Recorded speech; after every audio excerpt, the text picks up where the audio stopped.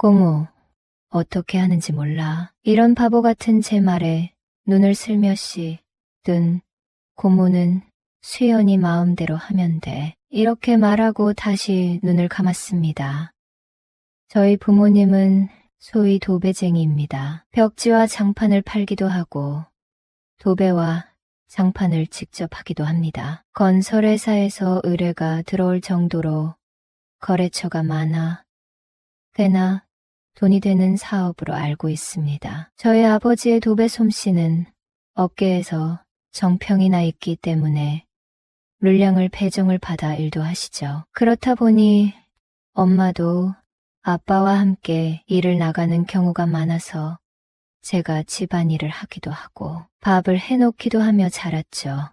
저희 아버지는 엄밀히 말하자면 저희 아버지는 3형제 중 막내입니다. 하지만 저에게는 고모가 한 명 있죠. 할아버지와 호영호제하며 함께 농사도 짓고 하던 분께서 딸 하나를 두고 사고로 돌아가시는 바람에 그분의 딸을 저희 할아버지가 키우셨습니다. 저는 중학생이 되어서야 그 사실을 알게 되었죠. 어렸을 때는 저의 고모인 줄 알았습니다. 고모는 저와 14살 차이가 납니다. 고모에 대한 첫 기억은 고모가 여고생일 때부터였어요. 수줍음을 많이 타고 다소곳한 성격을 가진 고모는 제가 원하는 것이면 뭐든 다 들어주었습니다. 엄마의 말에 따르면 엄마가 처음 시집을 왔을 때 고모는 꼬맹이였는데 큰엄마들과 엄마들이 일을 하고 있으면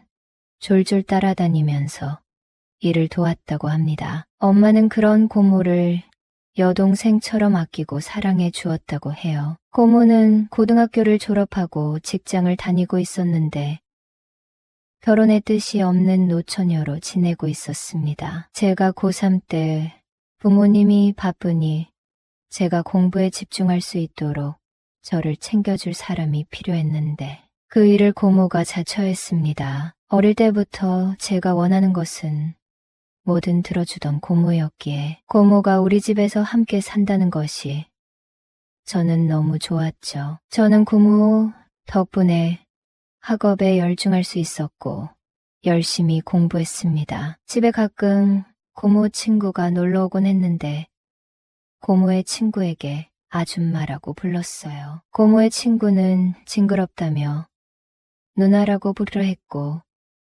강요에 못 이겨 저는 고모 친구를 미연이 누나라 불렀습니다. 고모도 저를 엄청 사랑해 주었지만 이연이 누나도 저를 고모 못지않게 사랑해 주었어요. 저희 집에 올 때면 음료수와 간식거리를 꼭 사가지고 와서 저에게 건네주었습니다. 고모들의 사랑에 힘입어 저는 좋은 대학에 합격을 했고 고모와 미연이 누나는 자기들의 일처럼 기뻐해 주었습니다. 어린 마음에도 저는 내가 대학에 합격한 것은 다 고모들 덕분이야 이런 생각을 했는데요. 매일 저의 식단에 신경을 써주고 더울까 추울까 집안 온도까지 신경을 써주는 고모가 있기에 공부 능률이 올랐을 거라 생각합니다. 대학교 1학년 때 저희 부모님은 갑자기 어두운 표정으로 일하다 말고 귀가를 하셨습니다. 아빠의 친한 고향 선배의 모친께서 돌아가셨다는 부고가 왔다며 바로 가봐야 하다고 하더군요. 고모는 그때까지도 저희 집에서 지내고 있었습니다. 제가 대학에 합격을 하고 고모는 다시 혼자 살겠다고 했지만 저희 엄마가 말려서 계속 저희 집에서 살고 있었죠. 아가씨, 혼자 살면 수도세, 전기세 내야 하잖아요. 그냥 여기서 살면서 돈 모아서 시집 가요. 저희 엄마의 설득에 고모는 저희 집에서 계속 지내게 된 것이었습니다. 저희 부모님은 바로 고향으로 내려가셨고 5일 후에 오신다고 하더군요. 5일간 고모와 단둘이 지내게 되었지만 저는 캠퍼스의 낭만을 한참 즐기고 있던 때라서 새벽에 귀가하는 경우가 많았습니다. 고모는 미연이 고모와 함께 퇴근해서 집에 들어왔는데 미연이 고모는 수연아, 나도 여기서 며칠 지내도 되지.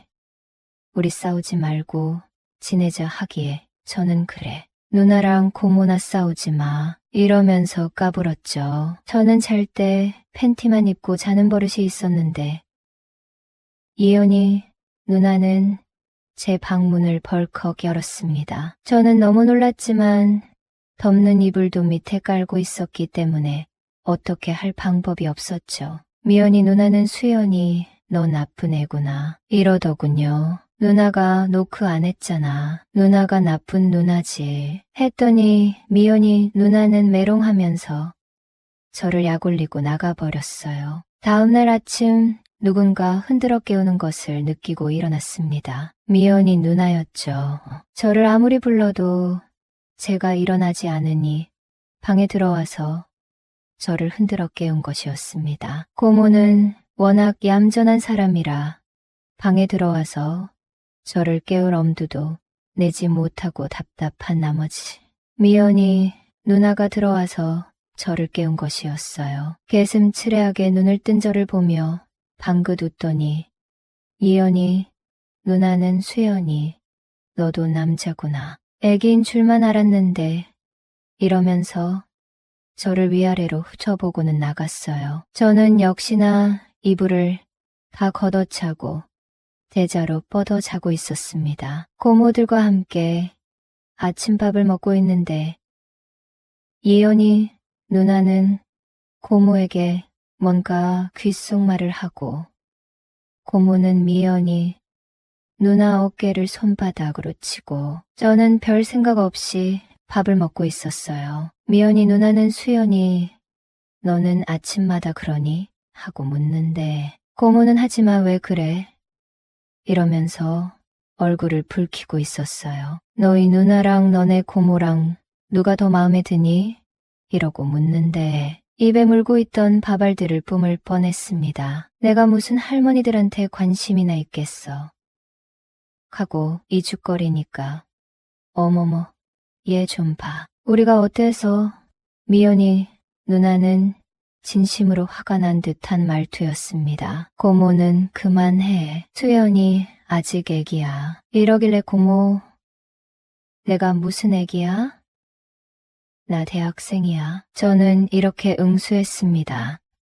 그래, 잘 때 보니까 어른이더라. 큰 어른. 호호, 미연이 누나는 이렇게 말을 하며 손뼉을 치고 웃었고 고모는 얼굴을 붉히고 있었어요. 너 빨리 말해봐. 우리 둘 중에 누가 더 마음에 들어? 이연이 누나는 집요하게 물었고 저는 당연히 우리 고모지.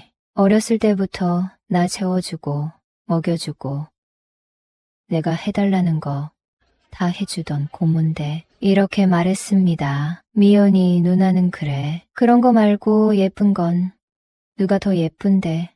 하고 묻길래 당연히 우리 고모지. 고모처럼 예쁜 여자는 내가 본 적이 없어. 이렇게 대답했더니 미연이 누나는 입을 삐죽거리며 진짜로 속상한 표정을 짓고 있었습니다. 늦겠다. 얼른 출근 준비하자. 고모와 미연이 누나는 일터로 저는 학교로 갔습니다. 저녁에 집에 와 보니 고모가 문을 열어주더군요. 누나는 미연이는 오늘 어머니 생신이라 집에서 잔대. 저는 별 생각 없이 씻고 고모와 함께 저녁을 먹었습니다. 고모는 시집 안 가.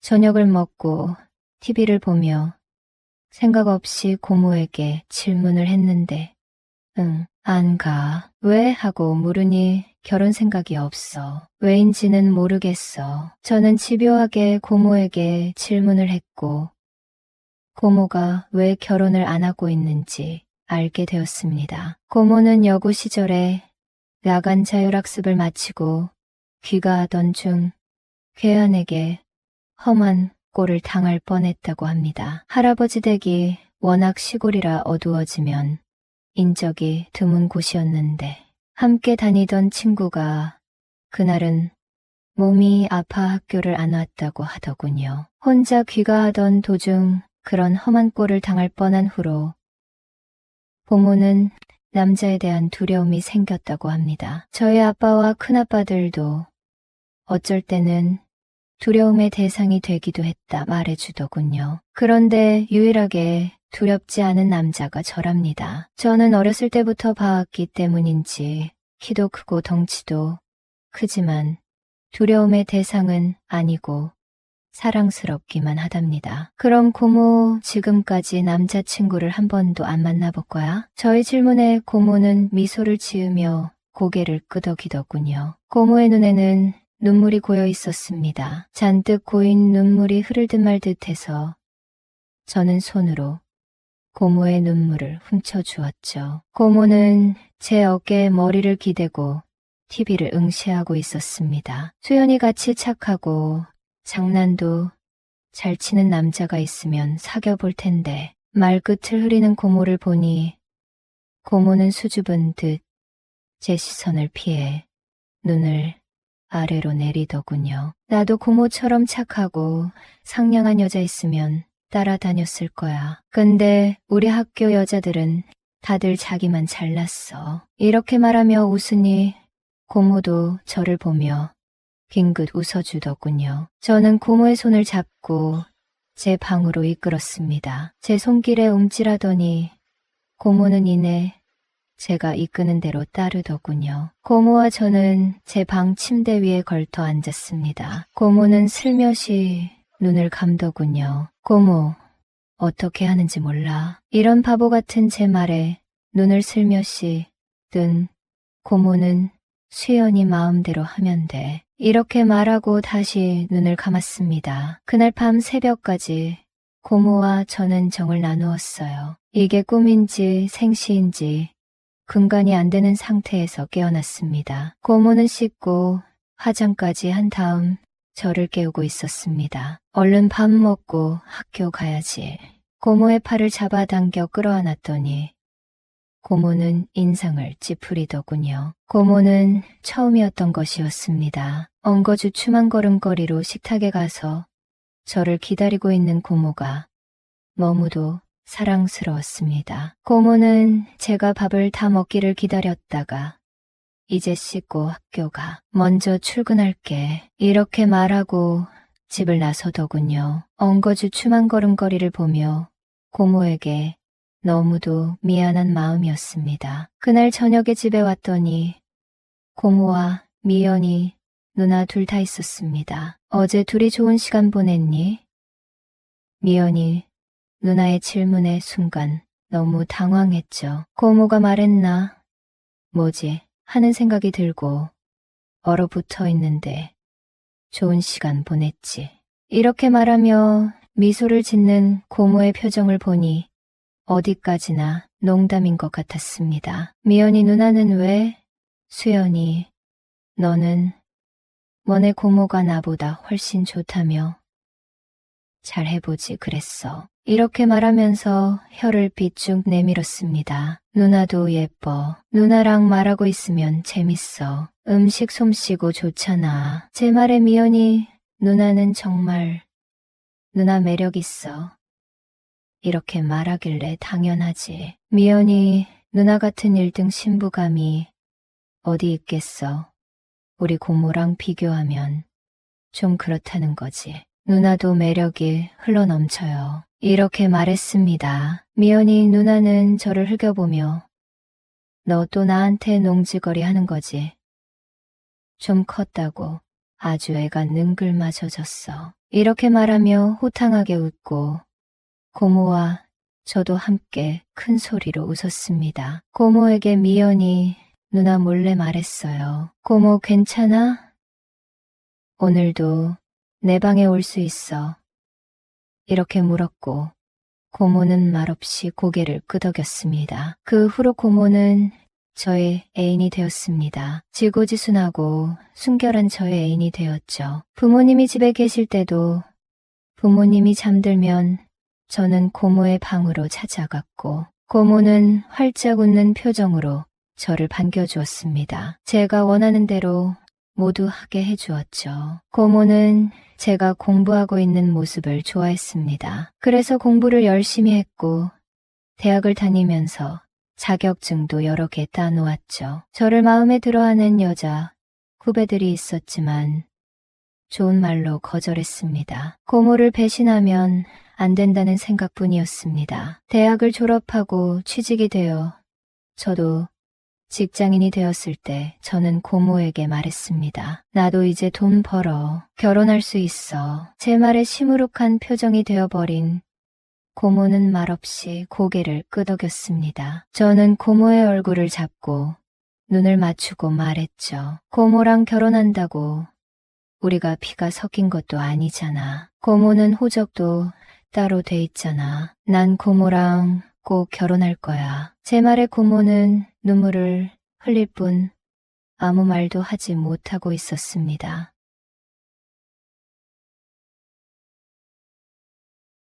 여름의 끝자락, 서울의 밤 공기는 아직 후덥지근했다.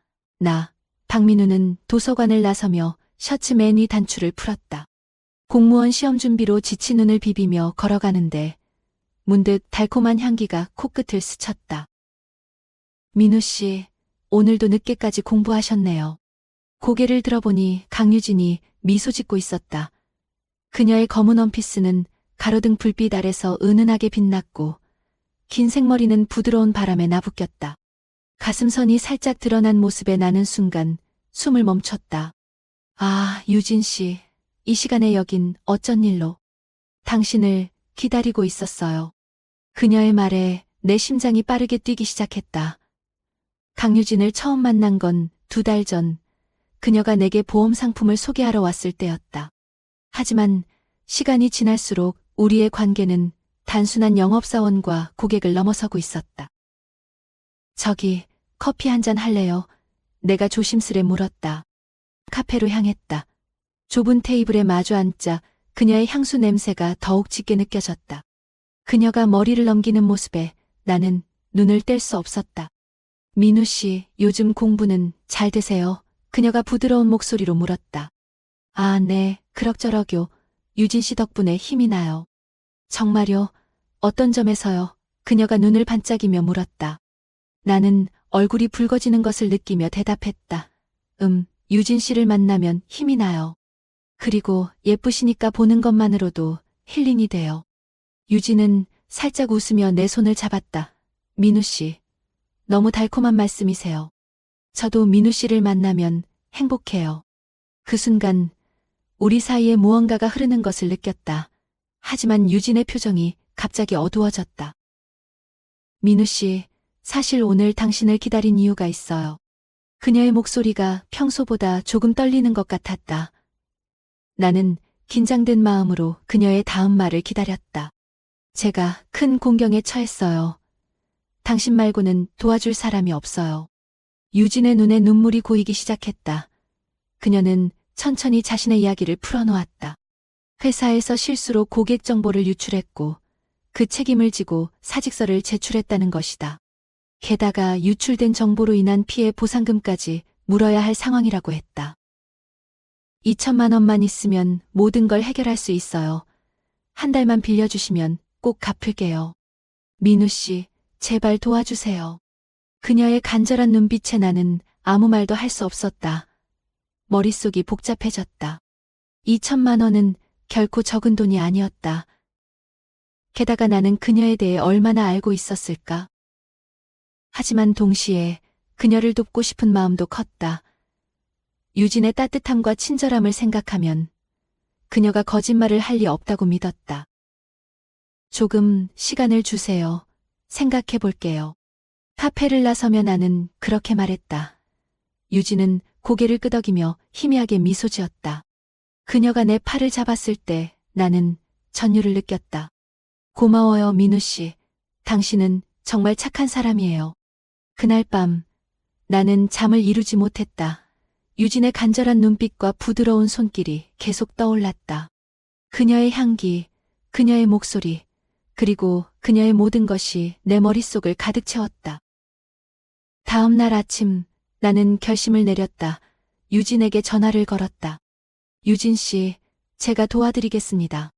전화기 너머로 그녀의 흐느끼는 소리가 들렸다. 정말요, 민우 씨. 어떻게 감사드려야 할지. 괜찮아요. 당신을 돕고 싶어요. 우리는 그날 오후에 만나기로 약속했다. 한강공원에서 만난 유진은 평소보다 더 아름다워 보였다. 그녀는 나를 보자마자 달려와 안겼다. 민우 씨, 정말 고마워요. 당신은 제 구원자예요. 그녀의 부드러운 몸이 내 품에 안겼다. 나는 그녀의 향기에 취해 잠시 정신을 잃을 뻔했다. 아니에요. 당연히 해야 할 일을 한 거예요. 우리는 벤치에 앉아 이야기를 나눴다. 유진은 자세한 상황을 설명했고 나는 그녀의 말을 하나하나 귀담아 들었다. 그녀의 눈물 어린 표정을 보며 나는 그녀를 꼭 도와야겠다고 다짐했다. 내일 은행에 가서 대출을 받을게요. 그리고 바로 당신에게 전해드릴게요. 유진은 고개를 끄덕였다. 민우 씨, 정말 감사해요. 꼭 갚을게요. 약속해요. 그녀의 눈빛에서 진심을 읽을 수 있었다. 나는 그녀를 믿기로 했다. 우리는 함께 석양을 바라보며 앉아 있었다. 유진이 내 어깨에 기대왔다. 그 순간 나는 그녀에 대한 감정이 단순한 호감을 넘어섰다는 것을 깨달았다. 민우 씨, 당신 덕분에 살 것 같아요. 그녀의 말에 나는 가슴이 뛰는 것을 느꼈다. 우리의 눈이 마주쳤고 서서히 얼굴이 가까워졌다. 그리고 우리의 입술이 부드럽게 맞닿았다. 그 키스는 달콤하고 부드러웠다. 마치 시간이 멈춘 것 같았다. 키스가 끝나고 우리는 서로를 바라보며 미소 지었다. 나는 그 순간 유진을 위해 무엇이든 할 수 있을 것 같다고 느꼈다. 고마워요, 민우 씨. 당신은 정말 착한 사람이에요. 노을이 지는 강변의 풍경이 아름다웠다. 노을빛에 물든 그녀의 얼굴이 더욱 아름다워 보였다. 민우야, 오늘 밤 내 집에 가지 않을래? 나는 심장이 터질 것 같았다. 말없이 고개를 끄덕였고 우리는 서로의 손을 꼭 잡은 채 그녀의 아파트로 향했다. 유진의 집은 그녀처럼 세련되고 아늑했다. 우리는 와인을 마시며 이야기를 나눴다. 그녀의 눈빛이 점점 더 깊어졌다. 민우야, 나 너무 긴장돼. 유진이 작은 목소리로 말했다. 나는 그녀의 손을 잡았다. 괜찮아요. 우리 천천히 해요. 우리의 입술이 다시 만났다. 이번엔 더 깊고 열정적이었다. 유진의 손이 내 셔츠 단추를 풀기 시작했고 나도 그녀의 원피스 지퍼를 내렸다. 그날 밤 우리는 처음으로 하나가 되었다. 유진의 부드러운 피부, 달콤한 향기, 그리고 열정적인 키스. 모든 것이 완벽했다. 그녀의 품에 안겨 잠들며 나는 이 행복이 영원히 지속되기를 바랐다. 그러나 시간이 지날수록 불안감이 커져갔다. 처음 일주일 동안은 유진이 매일 연락해왔다. 그러나 둘째 주부터 그녀의 연락은 뜸해지기 시작했다. 가끔 만나도 그녀는 예전과 달리 어딘가 불안해 보였고 대화 중 시선을 자주 피했다. 그러다 결국 유진이는 연락 두절이 되었고 이것은 민우의 일상을 완전히 뒤흔들어 놓았다. 처음 며칠간 민우는 유진이 곧 연락을 할 것이라 믿으며 희망의 끈을 놓지 않았다. 하지만 시간이 지날수록 그의 마음속에는 불안과 의심이 자리 잡기 시작했다. 매일 밤 잠들기 전 민우는 습관적으로 유진의 SNS 계정을 확인했다. 그녀의 마지막 게시물은 여전히 그들이 함께 찍은 사진이었다. 해시태그에는 행복해라는 문구가 달려 있었다. 민우는 그 단어를 보며 가슴이 아팠다. 정말 행복했던 걸까? 아니면 모든 게 거짓이었을까? 유진아, 어디 있니? 왜 연락이 없어? 민우는 수없이 많은 메시지를 보냈지만 모두 읽지 않은 표시로 남아 있었다. 한편 민우의 생활은 점점 더 어려워져 갔다. 2천만 원이라는 거액의 대출금 상환 압박감은 그를 옥죄어 왔다. 은행에서는 매주 상환 독촉 전화가 왔고 민우는 겨우겨우 이자만을 갚아 나갔다. 생활비를 마련하기 위해 민우는 아르바이트 시간을 늘리기 시작했다. 학교 도서관에서의 공부 시간은 줄어들었고 대신 편의점과 택배 상하차, 아르바이트로 밤을 지새웠다.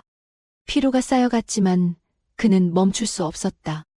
어느 날 밤, 민우는 도서관에서 공부하다 깜빡 잠이 들었다. 그는 책상에서 미끄러져 바닥에 떨어졌고 주변 수험생들의 이목을 한몸에 받았다. 부끄러움에 얼굴이 붉어진 민우는 황급히 자리를 정리하고 도서관을 나왔다. 차가운 밤 공기를 맞으며 집으로 걸어가는 길, 민우는 자신의 처지를 뼈저리게 실감했다. 그는 길가에 멈춰서서 하늘을 올려다보았다. 별 하나 없는 칠흑 같은 밤하늘이 그의 마음처럼 어두웠다. 유진아, 내가 보고 싶어. 민우는 혼잣말로 중얼거렸다. 다음 날 민우의 절친한 친구 동현이 그를 찾아왔다. 동현은 민우의 얼굴을 보자마자 걱정스러운 표정을 지었다. 야, 민우야. 너 도대체 어떻게 된 거야? 얼굴이 완전 죽어 있어. 민우는 피곤한 듯 웃으며 대답했다. 아니야. 그냥 요즘 좀 바빠서 그래. 하지만 동현은 쉽게 물러서지 않았다. 거짓말 하지 마. 너 요즘 수업도 제대로 안 나오고 연락도 잘 안 되더라. 무슨 일 있는 거 맞지? 민우는 잠시 망설였다. 그동안 혼자 끌어안고 있던 고민을 털어놓고 싶은 마음과 부끄러움에 숨기고 싶은 마음이 충돌했다. 결국 그는 한숨을 내쉬며 입을 열었다. 사실은 내가 큰 빚을 지게 됐어. 동현의 눈이 커졌다. 뭐 빚이라니 얼마나? 2천만 원. 민우가 작은 목소리로 대답했다. 뭐, 동현이 소리쳤다. 어떻게 그런 큰 돈을, 도대체 무슨 일이야? 민우는 깊은 한숨을 내쉬며 유진과의 일을 모두 털어놓았다. 처음 만난 날부터 사랑에 빠진 과정, 그리고 투자를 위해 대출을 받은 일까지. 동현은 민우의 이야기를 들으며 점점 더 놀란 표정을 감추지 못했다. 야, 그거 완전 사기 아니야. 동현이 흥분해서 말했다. 그 여자, 처음부터 너를 노린 거라고. 민우는 고개를 저었다. 아니야. 유진이가 그럴 리가 없어. 분명 무슨 사정이 있을 거야. 동현은 답답하다는 듯 고개를 절레절레 흔들었다. 정신 차려, 민우야. 내가 지금 객관적으로 보지 못하는 거야. 그 여자, 완전 프로 사기꾼이라고. 민우는 여전히 유진을 믿고 싶었지만 동현의 말에 흔들리기 시작했다. 그의 마음속에 의심의 씨앗이 자라나기 시작했다. 그날 밤, 민우는 우연히 TV에서 방영되는 9시 뉴스를 보게 되었다. 뉴스에서는 최근 서울 지역에서 발생한 연쇄 사기 사건에 대해 보도하고 있었다. 20대에서 30대 초반의 젊은 여성이 보험 영업을 통해 남성들에게 접근한 뒤 거액의 금액을 받고 잠적하는 수법으로 총 10여 명의 피해자로부터 5억 원 상당의 금액을 가로챈 것으로 밝혀졌습니다. 민우의 심장이 빠르게 뛰기 시작했다. 화면 속 여성의 모습은 모자이크 처리되어 흐릿했지만 어딘가 익숙한 느낌이 들었다. 키와 체형, 그리고 긴 생머리까지 유진과 너무나 닮아 있었다. 혹시 설마 민우는 손떨림을 느끼며 리모컨을 놓쳤다. 다음 날 아침, 민우는 몇 번이나 망설이다 결국 경찰서를 찾아갔다. 그는 접수대 앞에 서서 신고 용지를 받아들었지만 펜을 들자 손이 떨렸다. 유진에 대한 미련과 자신의 어리석음에 대한 부끄러움이 뒤섞여 그의 마음을 혼란스럽게 만들었다. 무슨 일로 오셨나요? 경찰관이 물었다. 민우는 잠시 머뭇거리다 대답했다. 저 사기 피해에 대해 상담을 받고 싶어서요. 경찰관은 민우에게 자세한 상황을 물었고 민우는 조심스럽게 자신의 경험을 이야기했다. 하지만 그는 아직 유진의 이름을 밝히지 않았다. 아직 확실한 증거가 없어 신고를 망설이고 계신 것 같은데 이해합니다. 경찰관이 말했다. 하지만 이런 사건일수록 초기 대응이 중요합니다. 결심이 서시면 언제든 다시 오세요. 민우는 고개를 끄덕이며 경찰서를 나왔다. 그는 복잡한 마음을 안고 거리를 걸었다. 그때 우연히 길 건너편에서 유진을 닮은 여성을 발견했다. 민우의 심장이 요동쳤다. 유진아, 그가 소리쳤지만 그 여성은 듣지 못한 듯 걸음을 재촉했다. 본능적으로 민우는 그 여성을 뒤쫓기 시작했다. 복잡한 거리를 지나 고급 주택가에 도착했을 때 그 여성은 한 호화로운 저택 앞에 멈춰 섰다. 그녀는 주변을 살피더니 재빨리 저택 안으로 들어갔다. 민우는 저택 앞에서 망설였다. 이것이 옳은 일인지, 자신이 착각하고 있는 건 아닌지 고민했다. 하지만 그의 호기심과 의심이 이성을 압도했다. 그는 조심스럽게 담을 넘어 정원으로 들어갔다. 저택의 창문을 통해 안을 들여다보니 유진으로 추정되는 여성이 중년의 남자와 대화를 나누고 있었다. 그들의 대화 내용은 들리지 않았지만 분위기가 심상치 않아 보였다. 남자는 화가 난 듯 손짓을 크게 하며 뭔가를 따지고 있었고, 여성은 고개를 숙인 채 조용히 듣고만 있었다. 갑자기 뒤에서 누군가가 민우의 어깨를 강하게 잡았다. 놀란 민우가 뒤돌아보니 건장한 체격의 경비원이 서 있었다. 당신 뭐 하는 거요?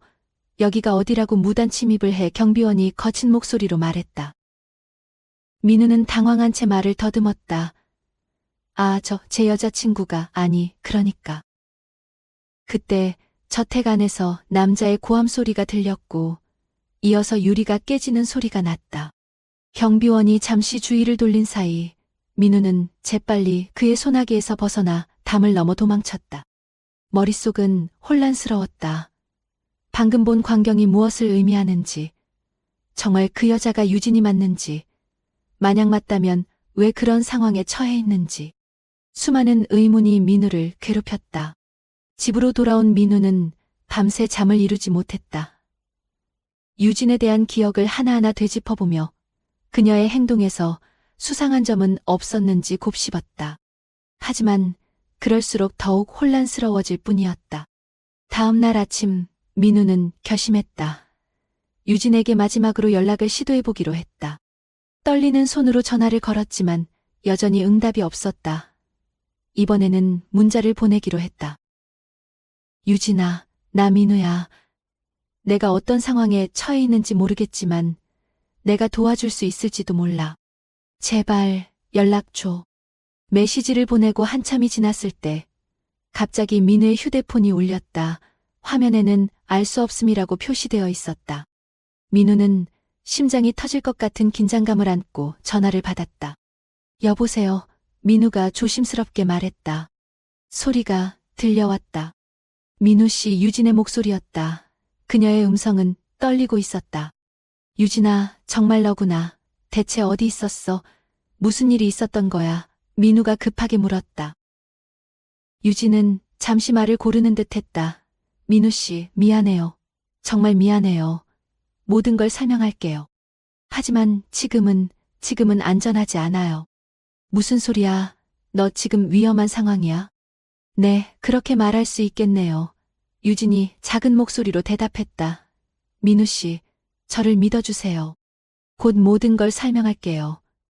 내일 저녁 7시 한강공원 옆에서 만나요. 그때 모든 걸 말씀드릴게요. 민우는 뭔가 더 물어보고 싶었지만 유진이 먼저 전화를 끊었다. 마음은 더욱 복잡해졌다. 안도감과 걱정, 그리고 의심이 뒤섞여 있었다. 그날 하루 종일 민우는 집중하지 못했다. 수업에 집중할 수 없었고 아르바이트도 제대로 할 수 없었다. 머릿속은 온통 유진과의 만남으로 가득 찼다. 다음 날 저녁, 민우는 약속 시간보다 1시간 일찍 한강공원에 도착했다. 그는 초조한 마음으로 주변을 둘러보았다. 7시가 다가오자 심장 박동이 빨라졌다. 정확히 7시 유진이 나타났다. 그녀는 평소와는 다른 수수한 차림이었고 얼굴에는 피곤한 기색이 역력했다. 그녀의 눈 밑에는 다크서클이 짙게 내려앉아 있었다. 민우 씨, 와줘서 고마워요. 유진이 조심스럽게 말을 꺼냈다. 민우는 복잡한 감정을 억누르며 물었다. 대체 무슨 일이 있었던 거예요? 왜 갑자기 연락이 끊겼죠? 유진은 깊은 한숨을 내쉬었다. 그녀의 눈에는 눈물이 고이기 시작했다. 민우 씨, 제가 지금부터 하는 말을 믿기 어려우실 거예요. 하지만 이건 모두 사실이에요. 유진이 떨리는 목소리로 말했다. 사실 제 이름은 유진이 아니에요. 이수연이라고 해요. 민우의 눈이 커졌다. 무슨 소리예요? 저는 이수연이 입술을 깨물었다. 저는 사기꾼이에요. 민우는 그 자리에서 얼어붙었다. 그의 머릿속이 하얘졌다. 동현의 말, 뉴스에서 본 내용, 그리고 자신의 의심들이 한꺼번에 밀려왔다. 처음엔 당신도 그저 표적 중 하나였어요. 이수연이 계속해서 말했다. 하지만 잠깐만요. 민우가 그녀의 말을 끊었다. 그의 목소리는 차갑게 변해 있었다. 그럼 지금까지 모든 게 거짓이었다는 거예요. 우리의 만남, 데이트, 그리고 당신이 나를 사랑한다고 한 것까지. 이수연의 눈에서 눈물이 흘러내렸다. 아니에요. 민우 씨, 처음엔 그랬지만 당신을 알아가면서 제 마음이 변했어요. 당신의 순수함과 진심이 저를 흔들었어요. 그래서 도망쳤던 거예요. 당신을 더 이상 속이고 싶지 않았거든요. 민우는 혼란스러웠다. 그는 분노와 배신감, 그리고 여전히 남아있는 애정 사이에서 갈등했다. 그럼 왜 이제 와서 나타난 거예요? 왜 모든 걸 털어놓는 거죠? 이수연은 주변을 살폈다. 그녀의 눈빛에는 두려움이 서려 있었다. 제가 위험에 처해 있어요. 그리고 당신도 위험할 수 있어요. 무슨 소리예요? 민우가 물었다. 제가 속한 조직이 있어요. 그들은 위험한 사람들이에요. 제가 이 일을 그만두겠다고 하자 그들이 저를 협박하기 시작했어요. 그리고 이수연이 잠시 말을 멈추었다. 그들이 당신에 대해서도 알아냈어요. 민우의 얼굴이 창백해졌다. 그게 무슨 뜻이에요? 그들은 당신을 이용해 저를 통제하려고 해요. 민우 씨, 정말 죄송해요. 당신을 이런 위험에 빠뜨리게 해서. 이수연의 목소리가 흐려졌다. 그때 갑자기 주변이 소란스러워졌다. 여러 명의 남성들이 그들을 향해 달려오고 있었다. 이수연, 거기서 한 남자가 소리쳤다. 이수연의 얼굴이 공포로 일그러졌다. 민우 씨, 도망쳐요, 빨리. 민우는 순간 망설였지만 이내 이수연의 손을 잡고 달리기 시작했다. 그들은 한강공원을 가로질러 달렸고 뒤에서는 계속해서 발소리가 들려왔다. 이쪽이에요. 이수연이 좁은 골목으로 민우를 이끌었다. 그들은 미로 같은 골목을 헤매며 추격자들을 따돌리려 했다.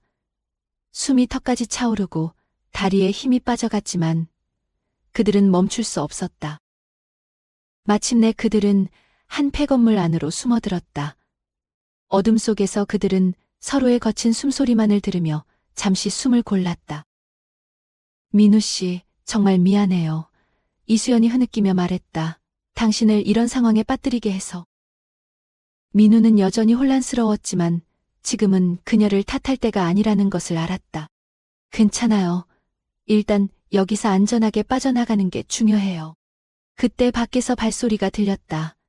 그들은 숨을 죽이고 기다렸다.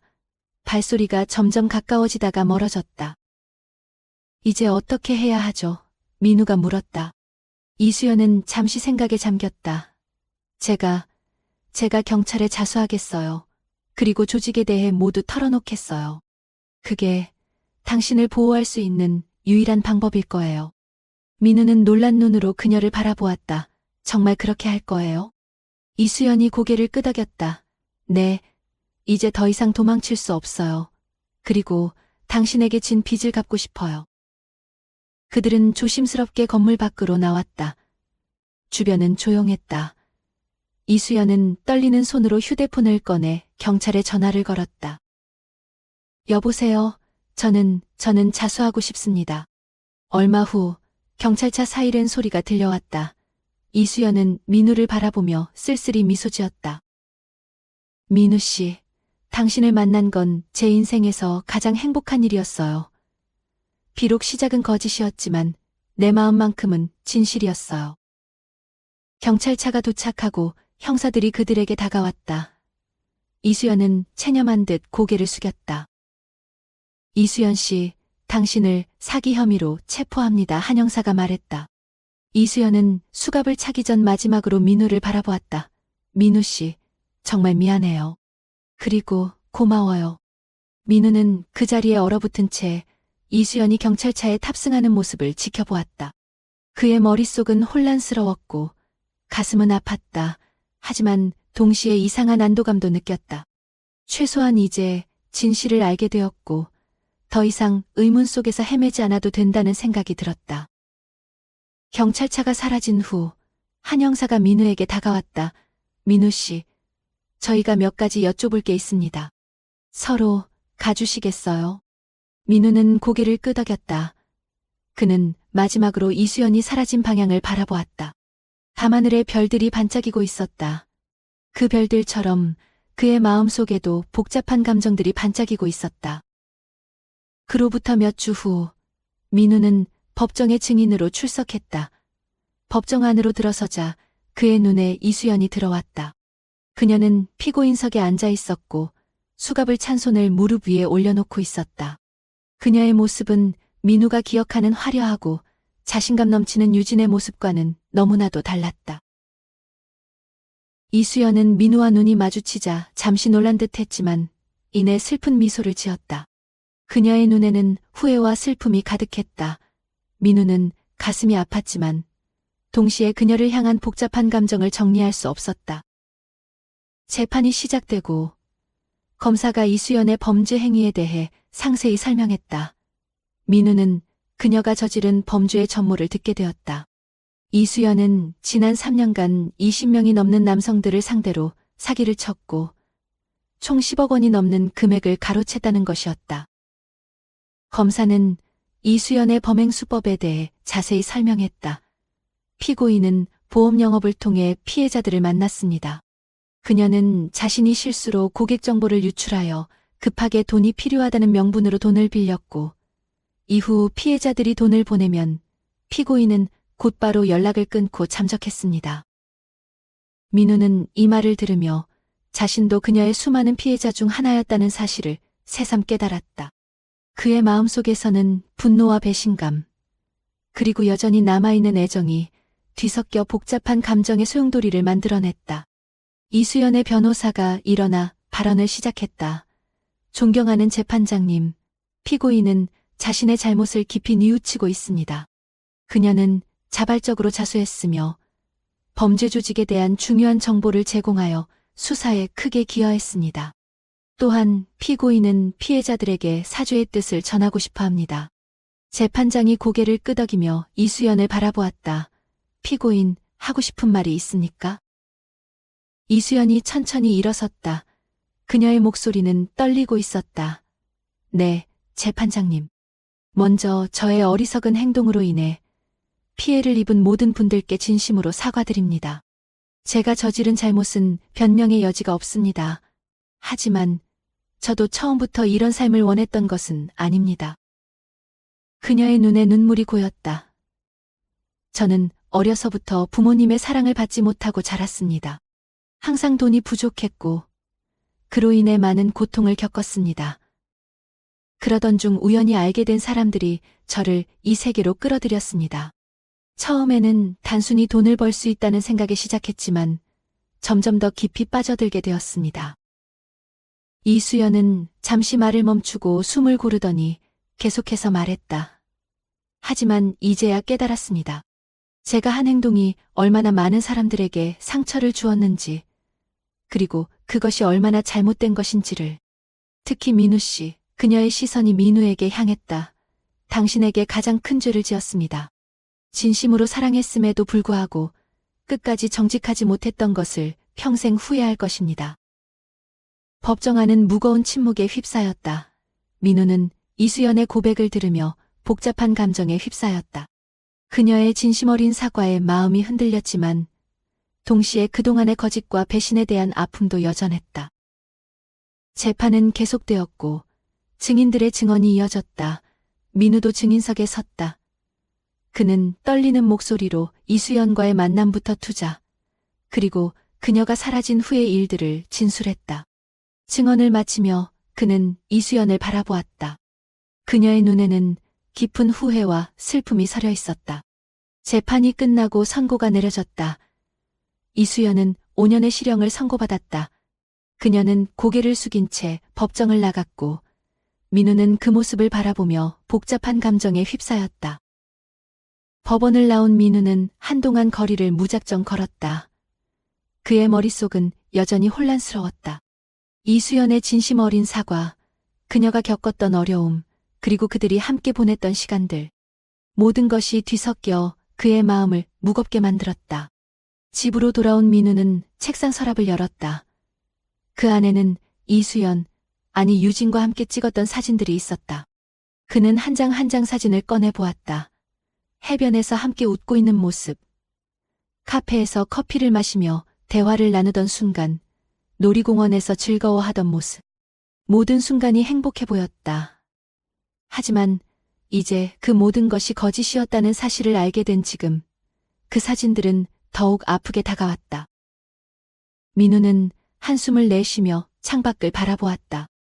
밤하늘에 떠있는 별들이 그의 눈에 들어왔다. 문득 유진과 함께 별을 보며 소원을 빌었던 날이 떠올랐다. 그때 그녀가 진심으로 행복해하던 모습이 기억났다. 그 순간만큼은 진실이었을까? 다음 날 민우는 대학 도서관에서 공부를 하고 있었다. 그때 그의 휴대폰이 울렸다. 발신자 표시를 보니 교도소였다. 민우는 잠시 망설이다 전화를 받았다. 여보세요, 민우가 조심스럽게 말했다. 민우 씨, 이수연의 목소리였다. 전화 받아주셔서 감사합니다. 민우는 잠시 말을 잇지 못했다. 이수연도 마찬가지였다. 침묵이 이어지다 이수연이 먼저 입을 열었다. 민우 씨, 정말 죄송합니다. 제가 한 행동들에 대해 사과드리고 싶어요. 그리고 당신에게 진 빚을 갚고 싶어요. 민우는 눈을 감았다. 돈은 중요하지 않아요. 그보다. 알아요. 이수연이 말을 이었다. 돈보다 더 중요한 게 있다는 거 이제야 깨달았어요. 민우 씨, 당신이 제게 준 진심과 사랑을 저는 평생 잊지 못할 거예요. 그리고 그만큼 제 잘못도 평생 가슴에 새기며 살아갈 거예요.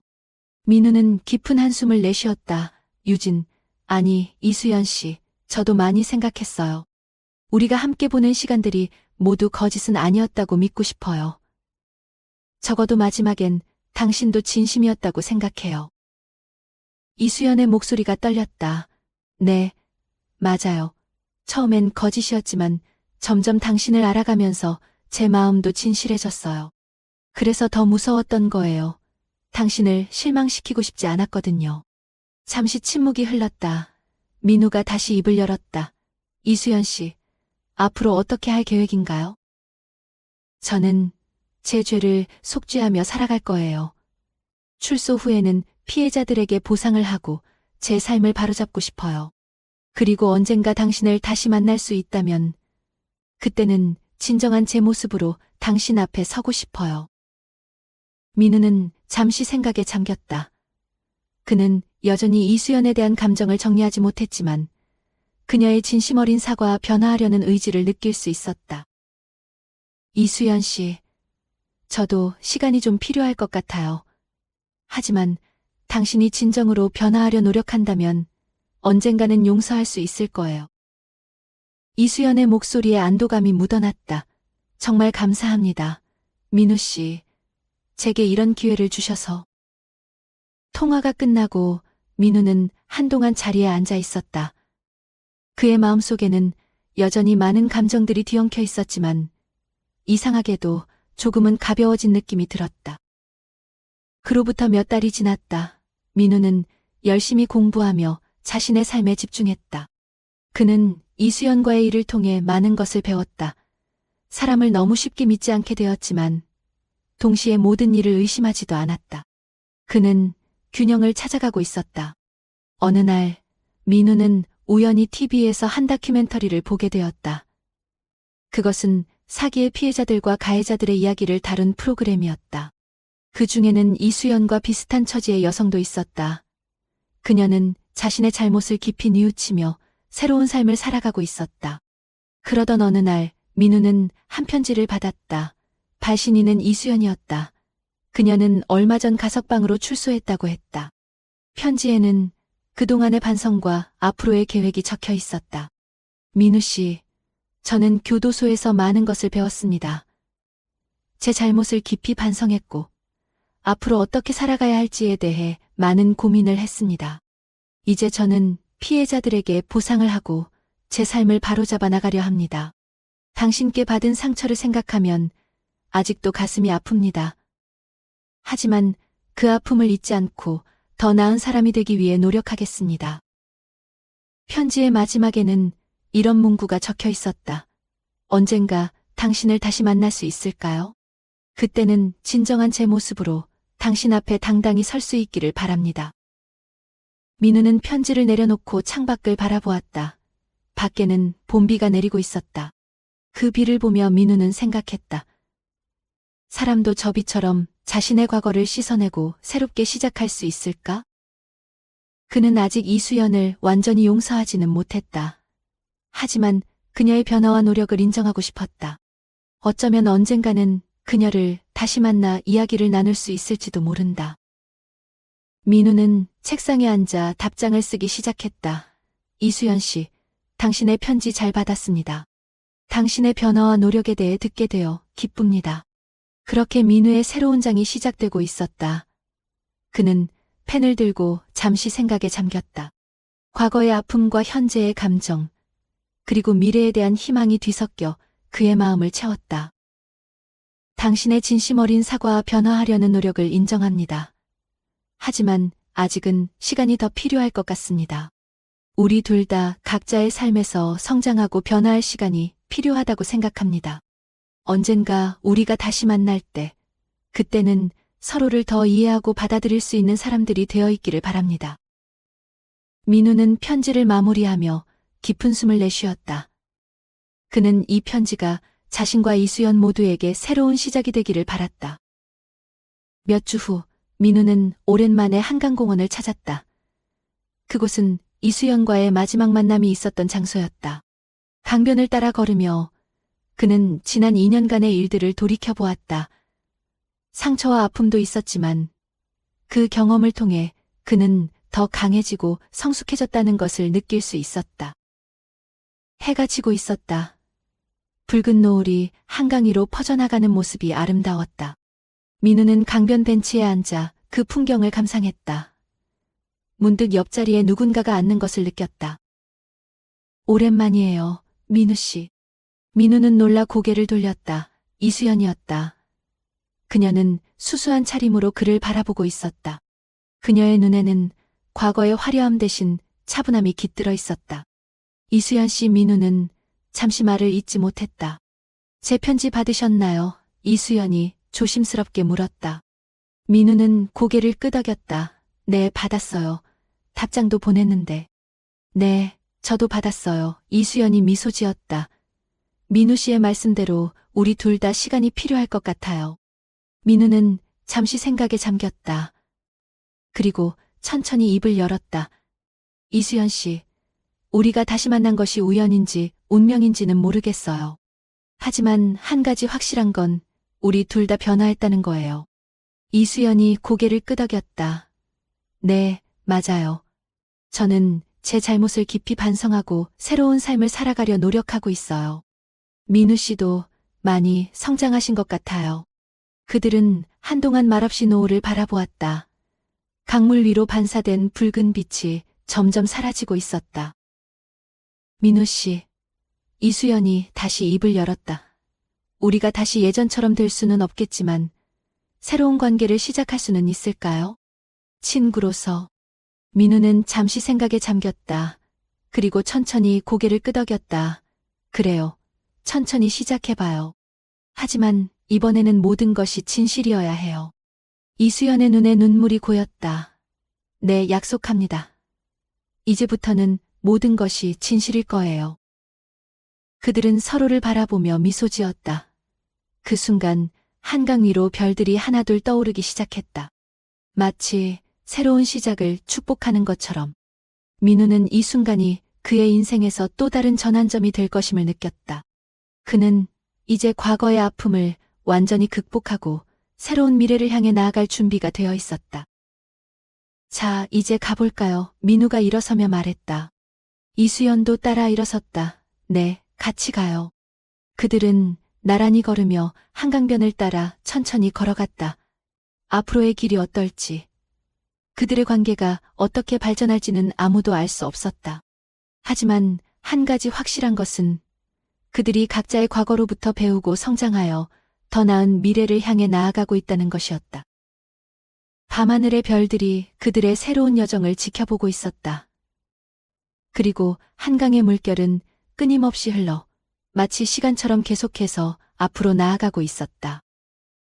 민우는 걸어가며 생각했다. 인생은 예측할 수 없는 여정이지만 그 여정에서 만나는 모든 경험과 사람들이 우리를 성장시키고 더 나은 사람으로 만들어간다고. 그는 이제 자신의 과거를 부끄러워하거나 후회하지 않았다. 그 모든 것이 지금의 자신을 만든 소중한 경험이었기 때문이다. 그렇게 민우와 이수연은 새로운 장을 향해 첫걸음을 내딛었다. 그들의 앞에는 아직 쓰여지지 않은 많은 이야기가 기다리고 있었다. 그리고 그 이야기는 이제 진실과 신뢰를 바탕으로 써내려갈 것이다. 밤이 깊어갈수록 한강변의 불빛들이 하나둘 켜지기 시작했다. 그 불빛들처럼 민우와 이수연의 마음속에도 새로운 희망의 불빛이 피어오르고 있었다. 그들의 이야기는 여기서 끝나는 것이 아니라 새로운 시작을 알리는 것이었다. 오늘의 사연 어떠셨나요? 구독과 좋아요, 알림 설정 부탁드립니다. 감사합니다. 안녕하세요. 세상의 모든 사연과 사랑 이야기를 전해드리는 시간입니다. 오늘의 사연은 30대 남성분께서 보내주신 사연입니다.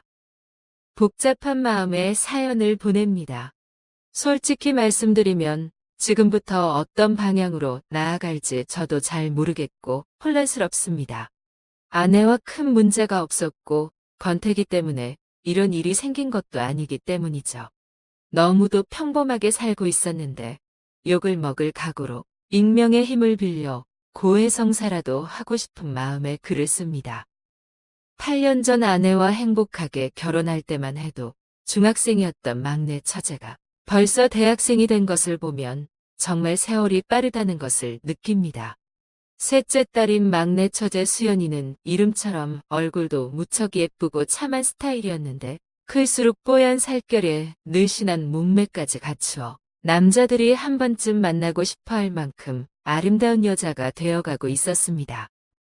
얼마 전 처제가 저희 집에 잠깐 들렀을 때 하얀 셔츠에 얇은 카디건을 걸치고 청바지를 입은 모습이 그날따라 더욱 화사해 보였습니다. 정말 모든 남자가 사랑할 만한 여자라고 생각했죠. 옷이 조금 얇아 그 굴곡이 한눈에 들어왔는데 저는 그저 멍하니 그 모습을 지켜볼 수밖에 없었습니다. 처제가 옆에 앉았는데 화장을 했는지 그동안 못 느꼈던 은은한 향기도 느껴져 기분이 좋아졌습니다. 오늘따라 우리 막내 처제가 왜 이렇게 예뻐? 어디 가서 성형수술이라도 하고 온 거 아니야? 라고 농담을 했지만 항상 미소로 답하는 처제는 제 눈에 늘 예쁘게만 보였습니다. 중학생 때부터 정말 한결같이 예쁘게 자랐고 지금은 훨씬 더 아름다워졌습니다. 저는 아내와 처제와 함께 외출하려고 현관문을 나섰는데 밖으로 나오자 처제가 제게 팔짱을 끼며 환하게 웃는 게 아니겠어요? 팔꿈치로 처제가 느껴지자 생각지도 못하게 제 몸에 반응이 왔습니다. 처제는 겉모습과 달리 가끔 이렇게 활발한 모습으로 제게 들러붙곤 했는데 그 모습 또한 너무 사랑스러웠습니다. 아내는 나이 차이 많은 처제와 제가 살갑게 지내는 모습이 보기 좋았는지 늘 저에게 우리 동생 잘 챙겨줘라며 엄마 같은 미소를 보내곤 했습니다. 우리는 그렇게 화목한 시간을 보냈습니다. 요즘에 수연이한테 남자친구가 생긴 거 아니야? 어떻게 이렇게 갈수록 더 예뻐질 수가 있지? 라고 진심으로 물어봐도 수연이는 오빠한테는 관심도 없어요 라고 웃으며 대답하곤 했습니다. 그러던 중 수연이가 가방을 내려놓는데 명품 로고가 보여 조금 놀랐습니다. 명품을 잘 모르는 제가 봐도 알 수 있는 유명 브랜드였죠.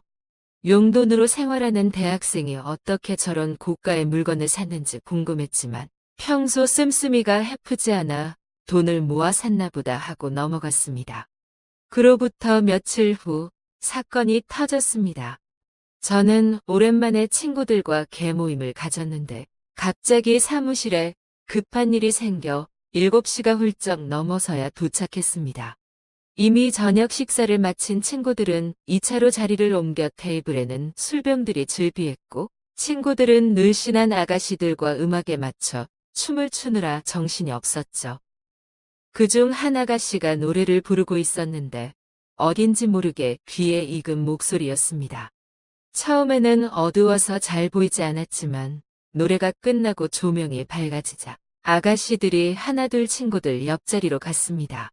그리고 제 옆으로도 한 아가씨가 긴 생머리를 찰랑거리며 다가왔는데 그 익숙한 목소리의 주인공은 다름 아닌 막내 처제 수연이었습니다. 저는 이 상황이 너무 믿기지 않고 충격적이었습니다. 어떻게 해야 할지 고민하던 찰나 처제는 어두운 조명 탓에 처음에는 저를 알아보지 못하다가 눈이 마주치자 얼굴이 사색이 되어버렸습니다. 그렇게 신나게 노래를 부르던 처제는 고개도 제대로 들지 못하고 제 옆에서 울상을 지었습니다. 저는 너무 기가 막히고 어이가 없어 한동안 아무 말도 할 수 없었습니다. 맥주를 연거푸 들이키고 친구들에게 몸이 안 좋다는 핑계로 술집을 빠져나왔습니다. 생각이 복잡했습니다. 수연이가 이런 일을 한다는 게 믿기지 않아 현실을 부정하고 싶었습니다. 가게 앞에서 담배를 피우고 있는데 5분도 안 돼 처제가 따라 나왔습니다.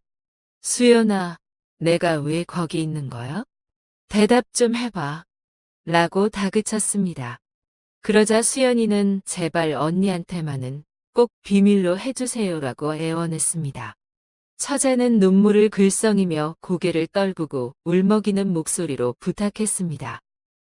저는 일단 처제를 달래차에 태우고 아무 생각 없이 운전했습니다. 노출이 있는 옷을 입은 처제를 보니 지금 내 차에 누가 타고 있나 싶어서 혼란스러웠습니다. 생각이 많았습니다.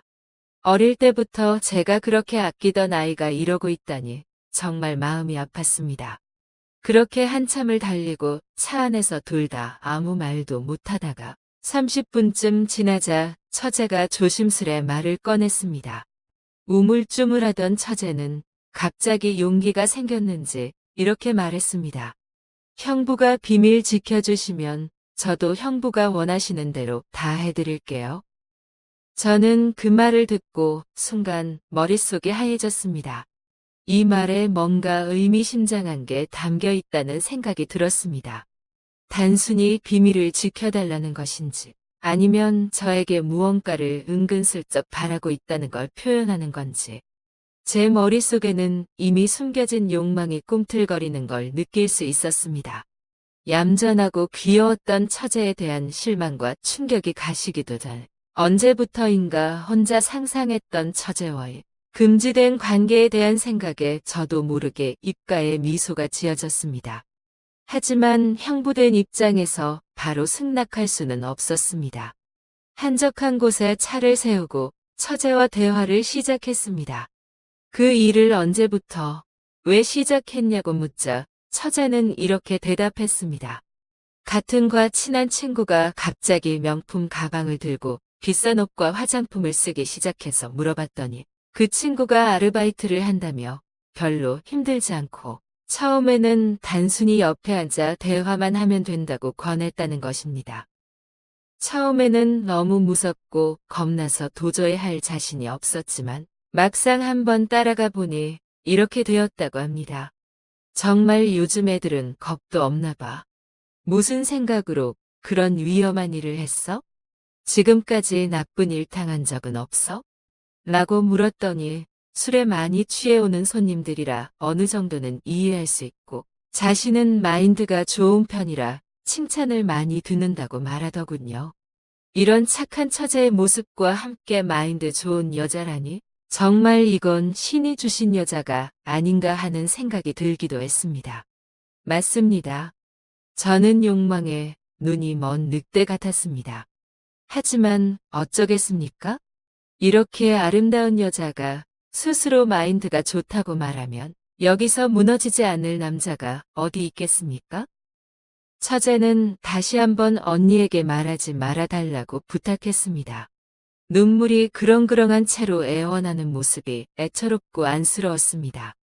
그때 길 건너편에 있는 모텔이 눈에 띄었고 처제와 알 수 없는 눈빛을 주고받았습니다. 서로 암묵적인 동의가 있었던 듯 우리는 그곳으로 향했습니다. 솔직히 말하자면 운전하는 내내 상당한 호기심과 기대감이 있었습니다. 이런 상상을 하는 게 옳지 않다는 걸 알면서도 어차피 처제와 저는 남이 아닙니까? 저도 처제에게 어떤 면에서는 호의를 베푼다고 생각했습니다. 그렇게 어색하게 처제와 함께 모텔로 들어섰습니다. 그때까지만 해도 저도 아마 처제도 정확히 무슨 생각을 하고 있었는지 잘 모르겠습니다.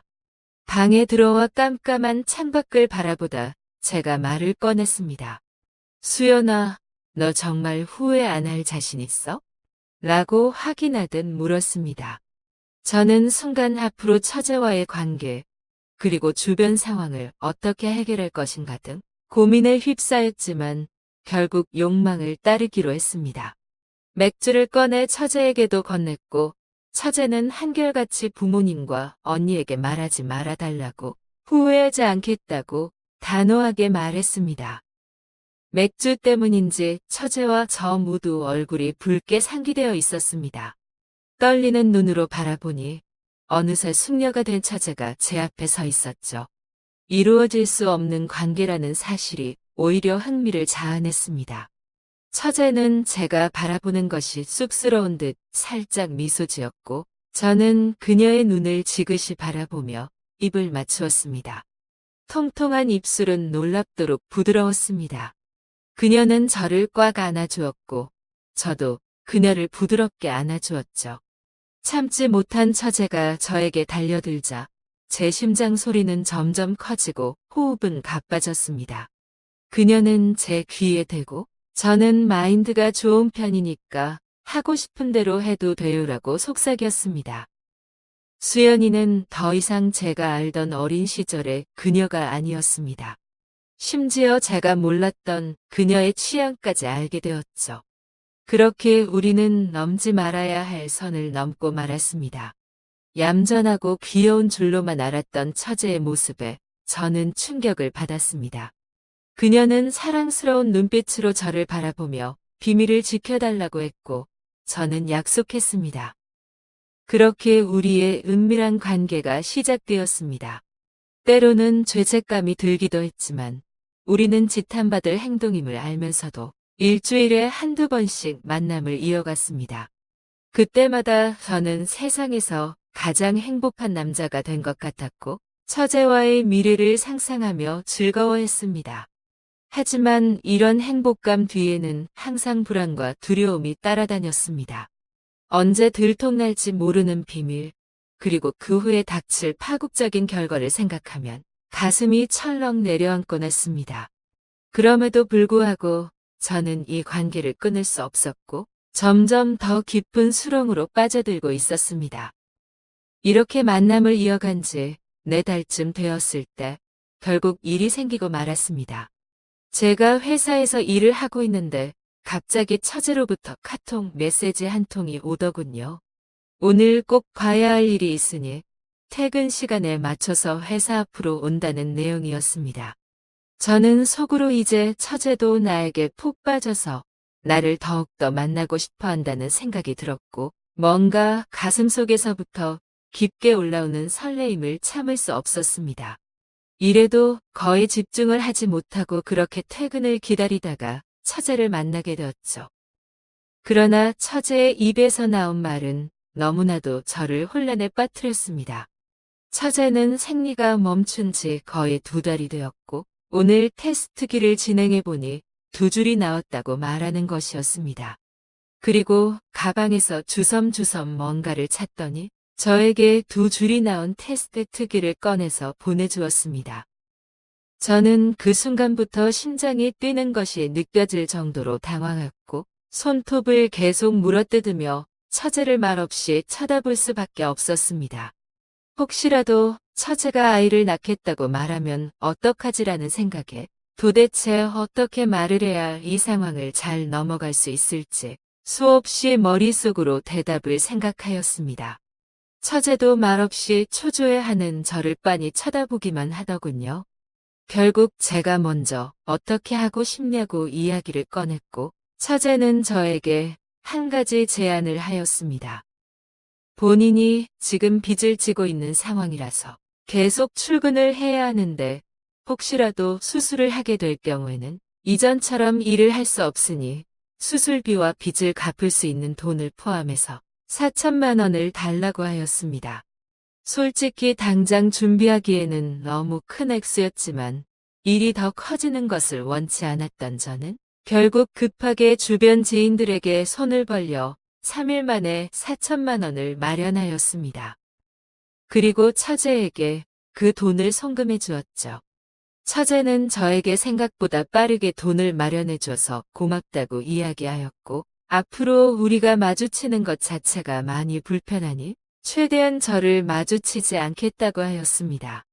저는 너무나도 아쉬운 마음이 컸지만 더 이상 제가 처제를 만나는 것은 용납될 수 없었기에 알겠다고 대답하였습니다. 저희는 그 뒤로 연락을 끊고 만나지 않은 지 거의 1년이 되었습니다. 끝이 알 수 없는 미로에 갇혀 있었다고 생각했지만 결국 처제와 저는 이렇게 연을 끊고 살아가고 있네요. 저는 아직도 처제와의 일들이 가끔 꿈에 나오곤 합니다. 그렇게 꿈에서라도 만나고 나면 아침에 눈을 떴을 때 제 옆에 누워있는 와이프를 마주하며 또 가슴이 먹먹해지고는 합니다. 제가 아직도 처제를 좋아하거나 혹은 사랑하고 있다고 생각합니다. 그렇지만 저희는 절대로 이루어질 수 없는 관계인 것을 너무나도 잘 알고 있기에 저는 오늘도 핸드폰에 숨겨놓은 처제의 사진을 꺼내보며 이렇게 사연을 쓰며 심란한 마음을 달래봅니다. 사연자분이 보내주신 사연 어떠셨나요? 구독과 좋아요 부탁드립니다. 누구든지 마음속에 답답한 사연을 나누고 싶거나 고민거리가 있으시다면 위에 이메일로 제보 부탁드립니다.